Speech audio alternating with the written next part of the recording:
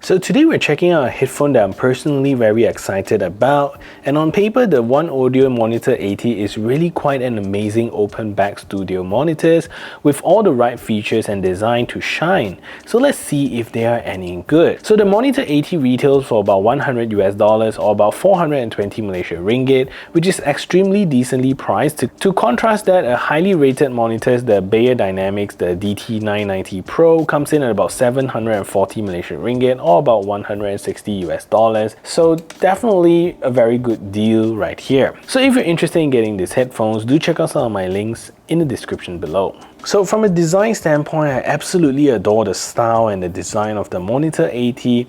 It gives off a very premium feel, and although they are made mostly out of plastic, they don't feel cheap. So the only part I noticed is a small quality defect on the left ear cup right over here. So if I were to zoom in, you can see that this small tiny part here isn't really painted properly, and that's basically all the defects that I can find. So at the top of the headphones, you're gonna get a nice leatherette kind of wrapping with the OneOdio branding right there. It's very decently comfy with the sponge inside. It's not memory foam, but the sponge is thick enough to give you some comfort. Wearing this for a long time really does feel quite comfortable, especially at the top here. And stretching the headphones out a little bit does give a slight creaking. So I do hear some like creaking, very minor, you can hear it, which I guess is contributed from the amount of plastic that is used inside these headphones. So moving down the arm, you're gonna get some metal extension arms here with the click levels for you to comfortably adjust the arm of the headphones. So for both of the ear cups, it does swivel about 180 degrees all around. It does tilt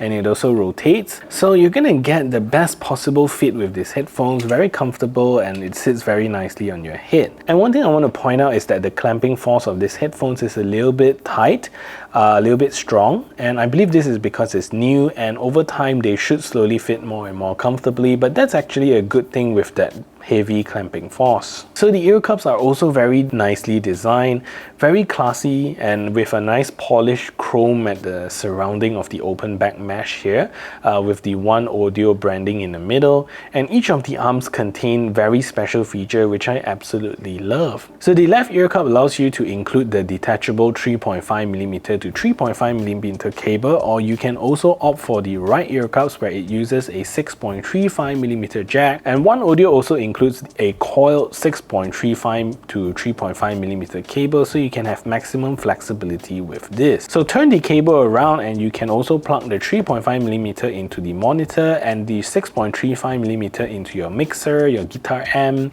piano, or any other device that use that jack. So all without any special adapter, so that's actually a very cool feature to have. So the ear cups also use a soft velvet ear pads which are very comfortable, but I do notice that they do get hot after a while, so do take note. And also using them in air-conditioned room feels really nice. So inside you're going to get a left and right indicator so you know which side is which. So since these are wired audiophile studio monitors, there are not too many technology stuff like Bluetooth or too many complicated things, and these are very simple, high-performing wired headphones. So the first thing to take note of is that these headphones are 250 ohms impedance.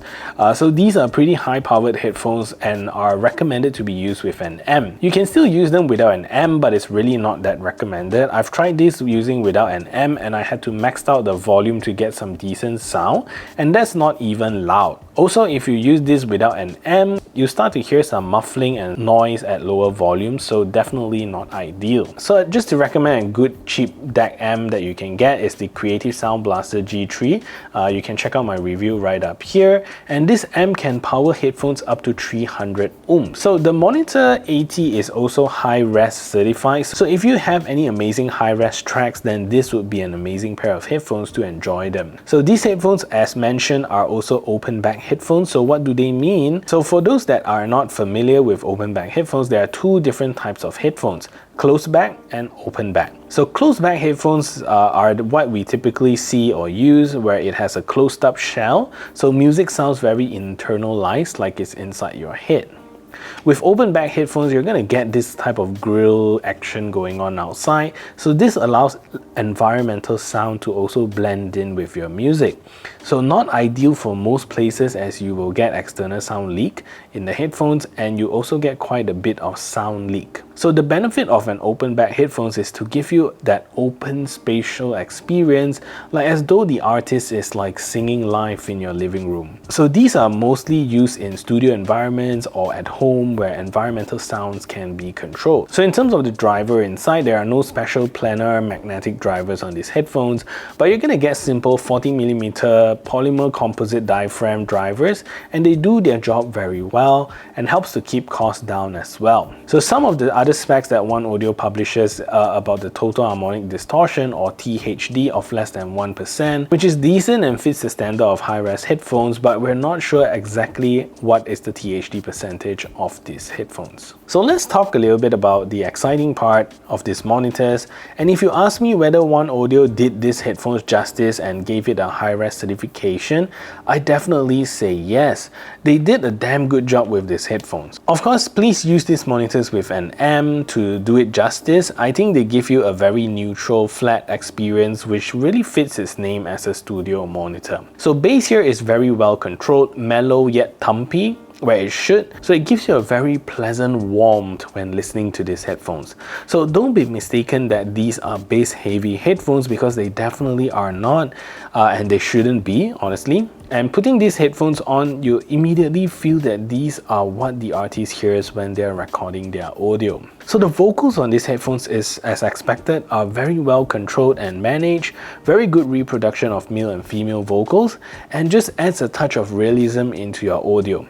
So these monitors are especially good when you're listening to high-res tracks or lossless music, master quality streaming, so these are perfect for those. Highs here are also well controlled, giving you a sufficient amount of brightness, but I would say that this is also depends on your DAC amp that you use, because some DACs do give you a slightly brighter sound signature, some give you a warmer sound signature, but overall with my testing with the Creative Sound Blaster G3, it never once felt that the highs are annoying, which is really good. So overall, I'm really happy and loving these headphones. So honestly, I think these are good budget-friendly studio monitors, especially when you want to start venturing into the audiophile world. But do take note about the impedance level, because this means that you need to fork out a little bit more to get a decent DAC amp. I still love my Philips Fidelio X2HR with a 30 ohm impedance, so that is more friendly to most of the devices out there. And the Philips is mainly metal built, but also comes with a slightly more expensive price tag. So depending on what your needs are, I think these are all great studio monitors. So that is it for this review. If you find this video helpful, smash that thumbs up button, share this video everywhere, and if you haven't yet subscribed, do consider subscribing, and I'll see you in the next video.